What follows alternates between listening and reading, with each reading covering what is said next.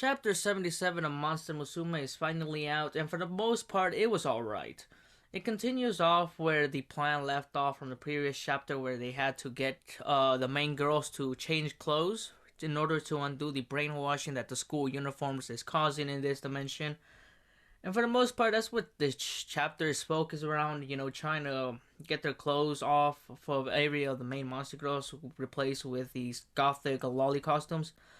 And out of everyone with the goth lolly, outfit costume thing, I think Ragnera is probably the best looking one. Honestly, I didn't even know I needed to see Ragnera in a goth lolly costume until now.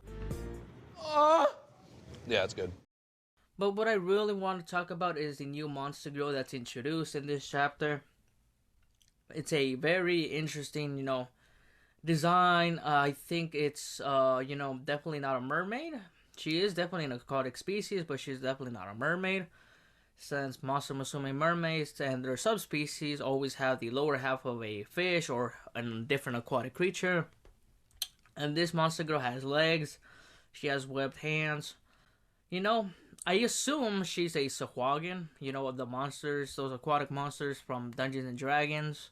And also, the back of her head, she also has like a sort of like fish tail that sort of looks like, sort of similar to the body of a flying fish.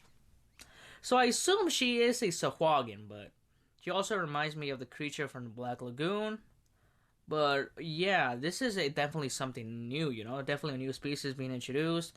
And that's something I always look forward to in Monster Musume. I always look forward to seeing new monster girls and new monster races being introduced. Overall, this girl looks pretty interesting in terms of design. There's also a pair of these furry monster girls in this chapter, the Orthras. And for the most part, this race isn't new. They have appeared before in the Monmusu Online universe.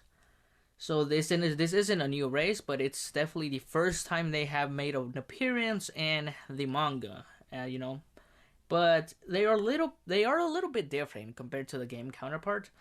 Since here in the manga, they are twins that share the same soul. So essentially, one soul, two bodies. They share the exact same thoughts and experience the same feelings. If one body experiences pleasure, the other body experiences pleasure. If the one body experiences pain, then the other body experiences pain.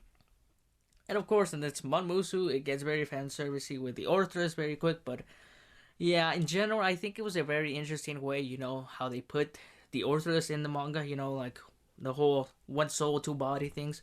I think it's very interesting. Overall, I thought this chapter was just alright. To be fair, like the highlight for me for the chapter was the new monster girl, race species introduced, and yeah, for me, I thought that was like the best part of the chapter for me. The whole stuff with the main cast, I did not care for, to be fair. But overall, if you have any ideas or comments about the new chapter, leave it down in the comment section down below. If you like this video, like, share, and subscribe, and I will see you in the next one.